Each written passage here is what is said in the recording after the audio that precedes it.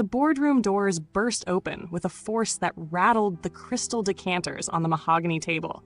And there I stood, Sophia Hale, drenched in the rain from the storm outside, clutching a USB drive like a smoking gun as I slammed it into the projector. My husband's face, frozen on the massive screen, midlife in a video confession of embezzling millions from our family vineyard empire, his voice crackling through the speakers. It was for us, Elena. For the life we deserve, away from Sophia's nagging hold on the past. Gasps echoed from the assembled board, my sister Elena's hand flying to her mouth, her diamond necklace glinting like a noose under the fluorescent lights, while the scent of spilled coffee and wet wool filled the air, turning the luxurious space into a suffocating tomb. Bitter, ugly revenge unfolded in that moment, shocking the room into paralysis as the footage rolled on, revealing not just greed, but a tangled web of love, selfishness, and betrayal that had poisoned everything I'd built. But have you ever wondered what happens when the two people you trust most, your husband and your sister, team up to steal your legacy, all for a forbidden affair fueled by dollar signs? Would you walk away or burn it all down, even if it scorched your soul in the process? I backed away from the projector, my heels clicking sharply on the polished hardwood floor, heart pounding like a war drum in my chest as Elena's eyes met mine, wide with terror, mascara already streaking down her cheeks like black rivers of regret. The board members shifted in their leather chairs, the creak of expensive upholstery the only sound besides the video's damning loop. My husband's voice droning on about divorcing Sophia quietly, splitting the vineyard profits 60-40. Ugly? Oh, it was uglier than that. The kind of revenge that starts with a shattered heart and ends with a lifetime of what-ifs. But let's rewind, because to understand why I did this, you need to feel the hurt that gnawed at me for years. Have you ever loved someone so deeply that their betrayal feels like ripping out your own ribs? That's where this nightmare began, in the sun-drenched hills of Napa Valley, where our family vineyard, Hale Vineyards, had been my grandfather's dream, passed down like a sacred vine to me after his death. I was Sophia, 38, the devoted wife, the ambitious CEO who'd turned it into a multi-million-dollar empire. Flawed, sure, with my workaholic tendencies that made me obsessive about every barrel of wine, every harvest yield, but empathetic too, always putting family first. Readers, no, viewers like you, might root for me because I wasn't perfect. I had strengths like unyielding loyalty and a sharp business mind, but flaws that blinded me to the snakes in my garden. Selfishness disguised as love, greed wrapped in whispers of forever. It started subtly, 5 years ago, on a crisp autumn evening, when the vineyard air hung heavy with the earthy scent of fermenting grapes, the sun dipping behind the rows of Cabernet vines like a blood orange promise. My husband, Marcus, and I had built this life together, or so I thought. We'd met in college, him the charming finance major with a smile that could sell ice to Eskimos, me the enology student passionate about the land. Sophia, you're the roots, I'm the branches, he'd say, his hand warm on mine during our vineyard walks, the crunch of fallen leaves underfoot a symphony of our future. We married under those same vines. Elena, my younger sister by 5 years, standing as maid of honor, her laughter bubbling like our best Chardonnay. Elena was the free spirit, the artist who dabbled in marketing for the winery, always the one to lighten my load with her infectious energy. Big sis, you've got the brains. I've got the heart, she'd tease, hugging me tight, her perfume, a floral mix of jasmine and vanilla, lingering like sisterly comfort. But have you ever sensed the shift in a relationship? That tiny crack in the foundation where love starts to leak out greed? I missed it then. Too busy expanding the business, signing deals that tripled our revenue, while Marcus handled the finances and Elena the promotions. Little did I know, their late-night strategy sessions in the tasting room, the clink of glasses masking whispers, were plotting my downfall. The motive for my revenge crystallized one stormy night 2 years in, when I stumbled upon the first thread of betrayal. I'd come home early from a wine expo in San Francisco, the drive back through twisting roads slick with rain, wipers slapping rhythmically like accusatory slaps. The house, our sprawling Tuscan-style villa overlooking the vineyard, loomed dark, but a light glowed from Marcus's office. Have you ever walked in on a secret that shatters your world? the air suddenly thick with unspoken lies? I pushed the door open quietly, the hinges creaking softly, and there they were. Marcus and Elena, heads bent over ledgers on his desk, her hand on his thigh under the table, the room smelling of his cologne and her perfume mingling in a nauseating cocktail. "We can siphon it slowly," Marcus murmured, his voice low and intimate. "Frame it as bad investments. Sophia's too trusting. She'll never suspect." Elena giggled, that same laugh I'd once cherished, now twisting like a knife. And then we run away. Paris, a new life. She gets the scraps, we get the fortune. Greed, love, selfishness. It was all there, ugly and intertwined. They weren't just having an affair. They were betraying the family legacy for millions, planning to leave me destitute, all while gaslighting me into thinking I was the paranoid one. I froze in the doorway, the chill from the open window seeping into my bones, rain pattering on the roof like distant applause for their treachery. Humiliation burned, not just romantic, but existential. This vineyard was my identity, built on Grandpa's sweat, and they were stealing it out from under me, fueled by Marcus's selfish ambition to escape the grind, and Alina's twisted love, born from years of sibling rivalry where she envied my role as the chosen heir. The hurt was real, visceral. Nights alone in our bed after, listening to the wind howl through the vines, questioning every touch, every shared dream. I was empathetic. Yes, flaws and all, my obsession making me stalk their emails in secret. But I cared about the family, about preserving what Grandpa left. Viewers, wouldn't you want payback if your blood and your bedmate conspired to bury you alive? But moral complexity crept in early.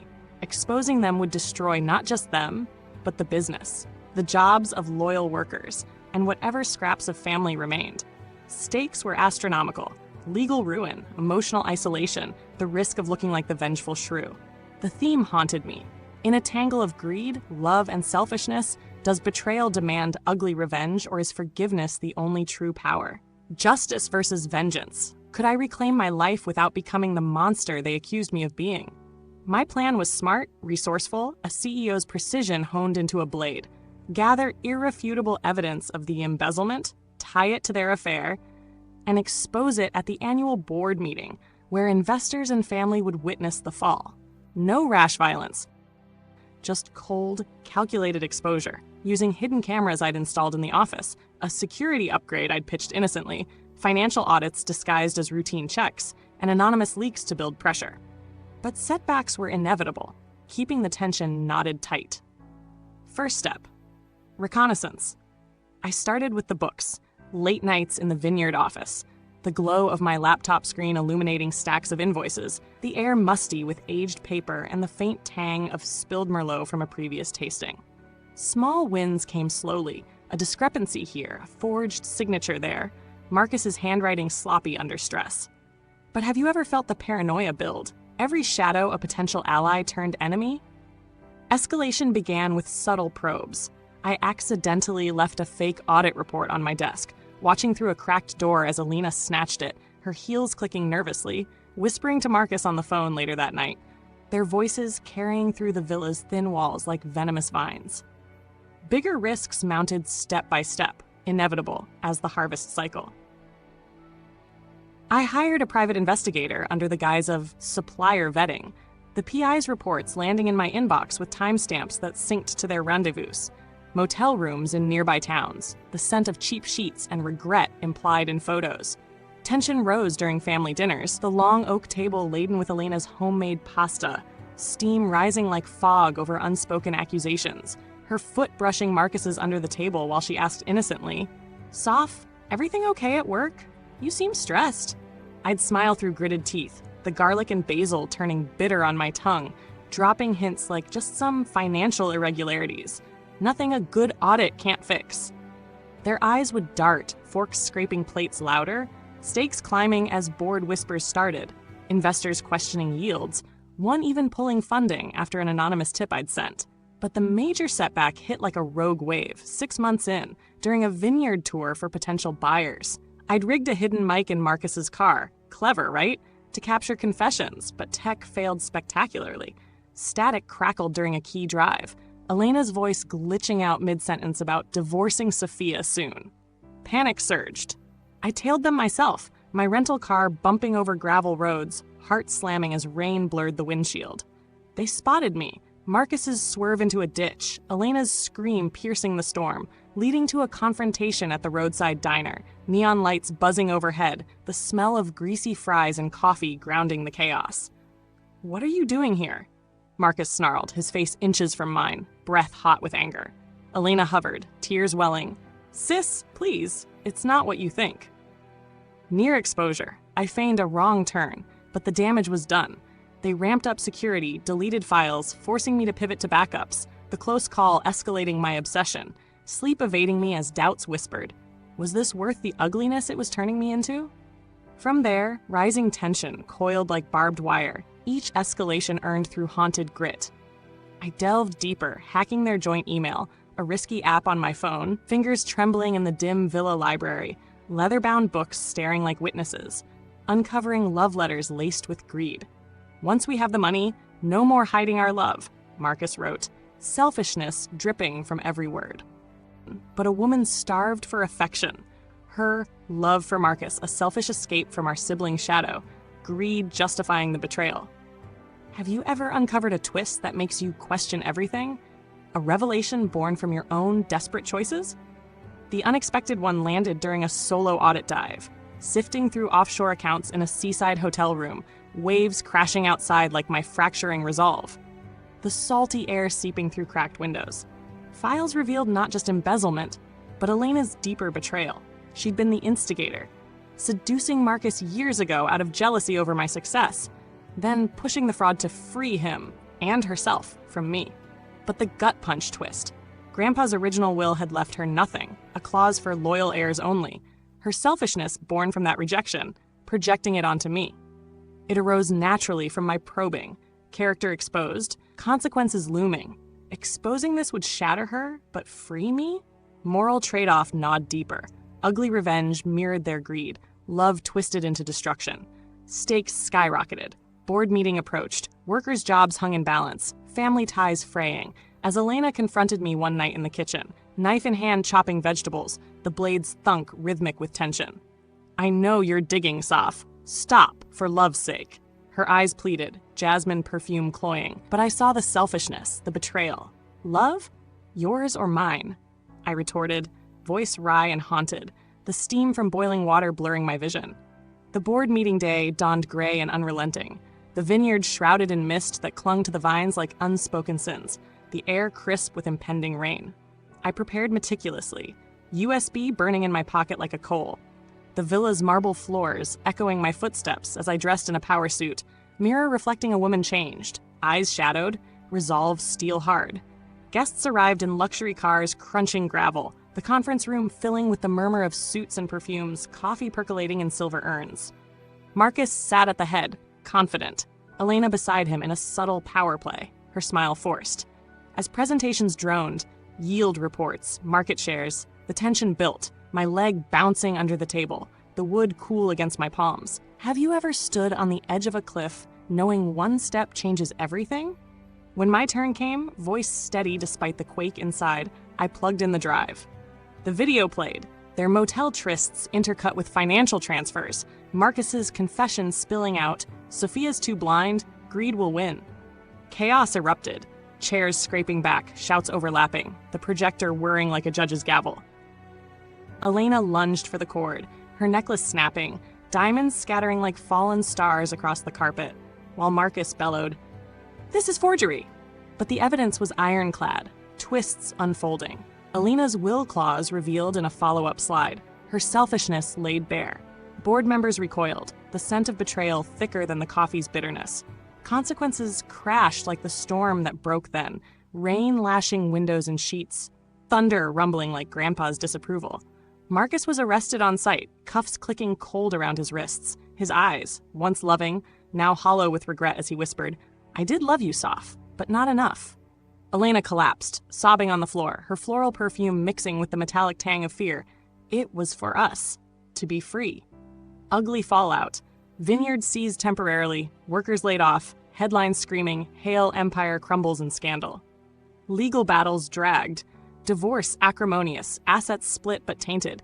Elena disowned by distant relatives. her love reduced to therapy sessions and isolation. Emotional wreckage. I sold the vineyard piecemeal, the vines I'd nurtured now strangers' property, nights haunted by their faces, my obsession turning inward, therapy unpacking the hollowness.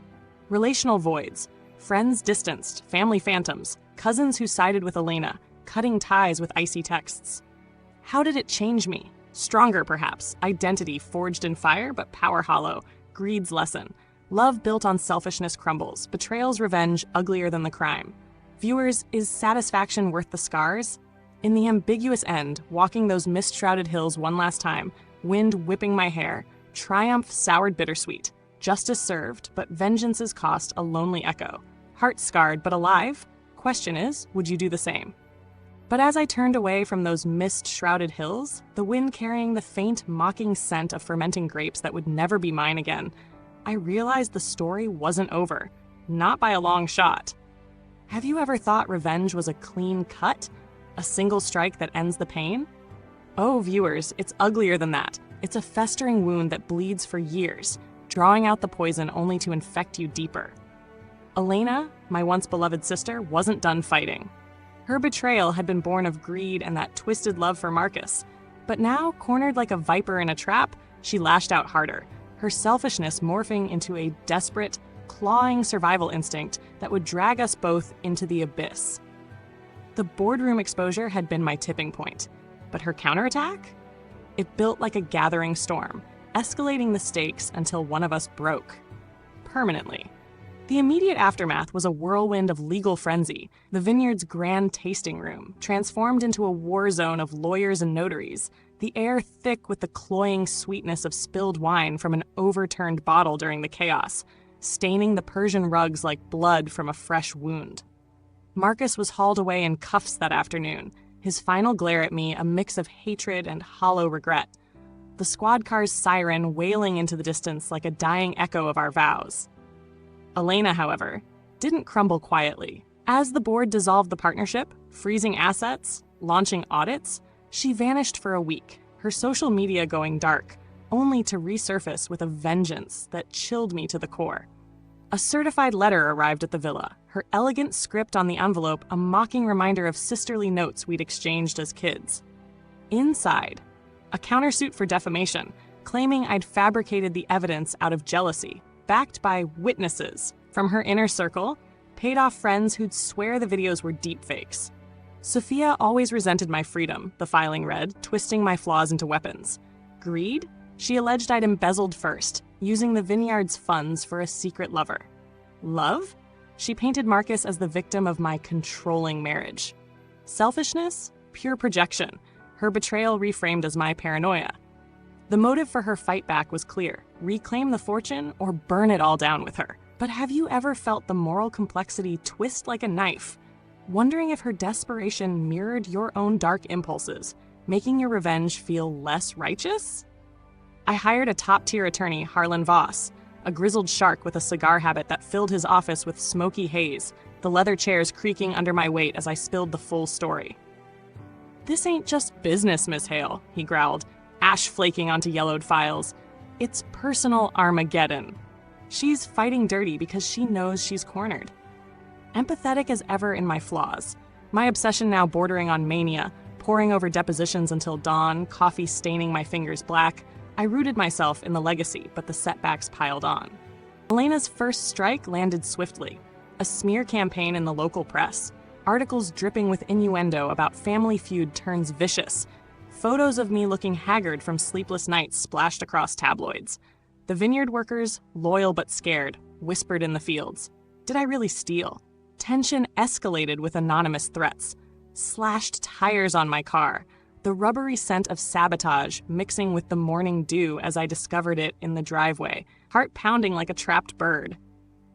Bigger risks came when she subpoenaed my personal records, dragging up old therapy sessions from after Grandpa's death, painting me as unstable. Sophia has always been the jealous one, her lawyer argued in a preliminary hearing, the courtroom's wooden benches hard against my back, the air stale with old sweat and polished oak. I testified, voice wry and haunted, recounting the affair, the greed, but her cross-examination was brutal, eyes locked on mine like daggers. Isn't it true you drove Marcus away with your selfishness? The judge adjourned with a bang of the gavel that echoed in my skull, a near loss that forced me to dig deeper, allying with a forensic accountant whose reports smelled of fresh printer ink and vindication. Escalation built relentlessly, each step inevitable as Elena's desperation fueled her harder strikes.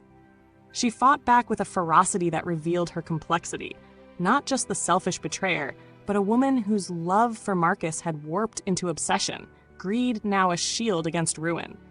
In a midnight call she orchestrated, traced later to a burner phone, her voice crackled through my landline, breathy and venomous. "You think you've won, sis? I'll take everything. Your name, your sanity."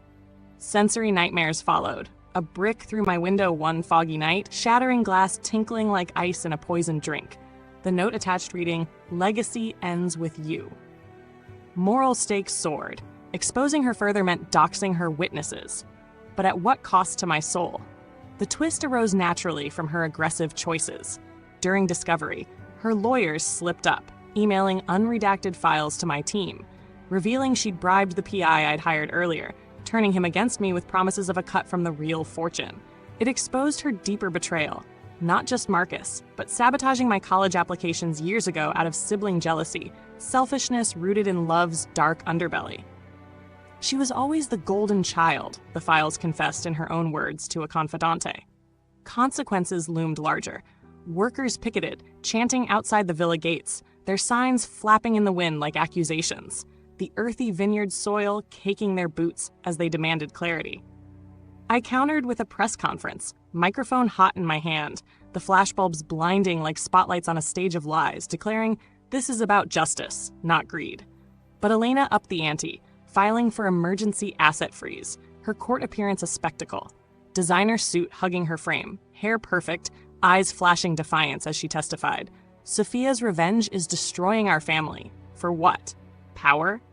The courtroom air thickened with her jasmine perfume, now a trigger for nausea, her words landing like punches. The tipping point hurtled toward us in a series of brutal maneuvers, tension coiling until it snapped. Elena fought harder, hiring hackers to breach my emails, leaked snippets showing my obsessive searches, twisted to claim harassment. A chase ensued, metaphorical at first, tailing her to a clandestine meeting with Marcus in county jail, the visiting room's fluorescent buzz and plexiglass divider amplifying their whispers, my hidden recorder capturing plans to flee with hidden funds. But physically, it escalated during a vineyard confrontation 3 months post-exposure. The sun beating down on rows of vines heavy with unripe fruit, the air humming with bees and betrayal. I confronted her there, documents in hand. "It's over, Elena. Admit it." She whirled, face flushed, a garden tool. A sharp pruning shear, glinting in her grip, selfishness blazing. "Over? You stole my life first, always the heir." Her strike was wild, lunging in rage, but I dodged, the sheer slicing air inches from my arm, the metallic snip echoing. In the struggle, hands grappling, dirt flying underfoot like confetti from hell, she tripped on a root, tumbling backward down the embankment, her scream piercing the afternoon hush as she hit the ground hard, neck snapping against a rock with a sickening crack. Time froze, vines blurring, her body limp amid the leaves, blood trickling from a gash, the coppery scent mixing with crushed grapes. I rushed to her, phone dialing 911 with shaking fingers. "Elena? Oh God, stay with me!" Paramedics swarmed, sirens wailing, the helicopter's rotors chopping the air like judgment's blade. The fallout was dramatic, suspense hanging like a noose in the hospital's sterile corridors, the beep of monitors a relentless pulse as doctors delivered the verdict. Spinal injury, permanent paralysis from the waist down. Wheelchair forever, her legs useless. A cruel irony for the sister who'd always run circles around me in life. Elena survived, but changed. Bedridden at first, then transferred to a rehab facility, her eyes from the chair a haunted mix of fury and defeat, voice weak but venomous during our forced visit. "You did this. Your revenge paralyzed me." Legal battles raged on, her suit amended to include assault claims, but evidence cleared me. Self-defense, her aggression on tape. Marcus's trial crumbled without her testimony, greed's empire reduced to prison bars. Emotional wreckage deepened my scars. Workers returned tentatively, but trust eroded. The vineyard sold off in pieces. each closing a bitter pill swallowed with wine that tasted of ash. Relational voids yawned. Family disavowed us both. Mom's old letters surfacing in the attic, yellowed pages whispering of favoritism that fueled Elena's selfishness. How did it change me? The empathetic CEO turned recluse, obsession yielding to isolation, therapy sessions where I confronted the ugliness. Was her fight back worth this paralysis? Did my vengeance create a monster in the mirror? Theme crystallized in ambiguity. Greed and love's betrayal demand revenge, but selfishness's cost, paralysis of body and soul, leaves suspense. Who truly won? Yet, as I wheel her to therapy one rain-slicked afternoon, her chair humming softly over the villa's ramps I'd installed in guilty pangs, her hand gripping mine with surprising strength, upper body fierce, eyes promising more battles, the drama suspends eternally. "This isn't over, Soph," she whispers, breath hot against my ear, a new plot twisting in her gaze. Greed lingers, love's ghost haunts, selfishness binds us. Will she strike from the chair, or have I paralyzed us both forever? Viewers, what would you do next?